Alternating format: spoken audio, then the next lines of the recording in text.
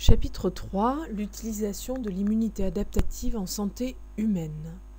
Dans la majorité des cas, la réponse immunitaire adaptative permet de lutter efficacement contre les agents pathogènes. Mais parfois, elle s'avère insuffisante face à certains virus, certaines bactéries et face au cancer. Donc on va voir comment l'homme a développé des techniques préventives et thérapeutiques afin d'améliorer la santé humaine. Alors on va tout d'abord s'intéresser à ce qu'on appelle la mémoire immunitaire, qui est le fondement de la vaccination thérapeutique. Pour illustrer cette notion de mémoire immunitaire, voici quelques exemples de maladies que l'on n'attrape qu'une seule fois dans sa vie. Oreillons, varicelle, rubéole, mononucléose. Notre système immunitaire garde en mémoire le virus de chacune d'entre elles et possède déjà les armes pour se défendre efficacement si jamais on est amené à recroiser une deuxième fois ce même virus.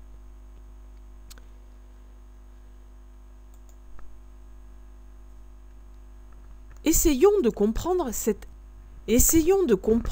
cette mémoire immunitaire grâce à cette expérience dans laquelle on mesure le taux d'anticorps dans le sang d'une souris suite à un premier contact puis un deuxième contact avec un même virus. Sur le graphe, il est indiqué premier contact avec l'antigène à T0, puis deuxième contact avec l'antigène 4 à 5 semaines plus tard. On remarque que lors du deuxième contact avec le même virus, la production d'anticorps est quantitativement plus importante. La souris produit 200 fois plus d'anticorps. Et la réponse est également beaucoup plus rapide. Il lui suffit d'1 jour pour produire des anticorps lors du deuxième contact, contre 6 lors du premier contact. On va parler de réponse primaire pour définir la réponse immunitaire adaptative lors du premier contact avec l'antigène et de réponse secondaire lors du second contact. Et cette réponse secondaire, en termes de production d'anticorps, elle est plus rapide et plus importante. On retrouve la même mémoire immunitaire concernant la production de LT-CD8. Je rappelle que ce sont des lymphocytes qui vont se différencier en LT cytotoxiques chargés de détruire les cellules infectées par un virus. On remarque dans cette expérience dans laquelle on a infecté des souris à plusieurs semaines d'intervalle par un même virus, le virus de la grippe, que la production de lymphocytes TCD8 est 6 fois plus importante lors du deuxième contact avec le même virus. Ce document permet de visualiser, de résumer la comparaison entre réponse primaire et réponse secondaire. La réponse immunitaire secondaire est plus rapide et plus efficace lors d'un second contact. On produit plus d'anticorps et de façon plus rapide, on produit plus de lymphocytes cytotoxiques et de façon plus rapide, ce qui, logiquement, permet d'éliminer le virus beaucoup plus efficacement. On voit que la charge virale, la quantité de virus dans le sang, diminue beaucoup plus rapidement lors d'une réponse secondaire.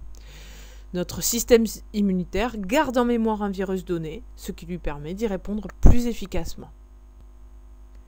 Alors, cette mémorisation du virus ou de la bactérie est possible grâce à l'existence dans notre corps d'un réservoir d'un stock de cellules mémoire, ou de lymphocytes mémoire. Ce réservoir de lymphocytes mémoire se constitue au cours de la réponse primaire, lors du premier contact avec l'antigène, viral ou bactérien. Reprenons ce qui se passe. L'antigène est reconnu par un lymphocyte B. Le lymphocyte B qui est spécifique de l'antigène, un clone de lymphocyte B bien particulier. Celui-ci est sélectionné. Il prolifère et se multiplie en des millions d'exemplaires, tous identiques et spécifiques du virus. Une partie seulement de ces lymphocytes B va se différencier en plasmocytes, sécréteurs d'anticorps. L'autre partie, que j'ai entourée ici, va constituer le réservoir de lymphocytes B mémoire, spécifique de cet antigène.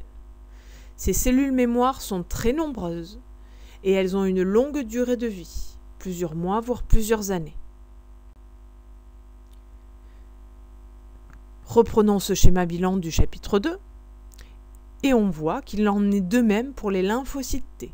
À chaque fois que nous rencontrons un antigène qui va déclencher la réponse adaptative, nous constituons un stock de lymphocytes B mémoire, entouré ici en bleu, de lymphocytes TCD4 mémoire, de lymphocytes TCD8 mémoire, et même de plasmocytes mémoire, spécifiques de cet antigène. Et grâce à ce stock de plasmocytes mémoire, on continue à fabriquer des anticorps dans notre sang, même si le virus est éradiqué, ou même si la bactérie a été éliminée. La même chose sur ce schéma bilan. Et sur celui-ci, je passe rapidement sur ces diapositives. L'idée à retenir, c'est que grâce à ces cellules mémoire, présentes en grand nombre et à longue durée de vie, nous parvenons à éradiquer l'antigène beaucoup plus efficacement lors d'un second contact. Et c'est sur ce principe que repose la vaccination préventive, que nous verrons dans une deuxième vidéo.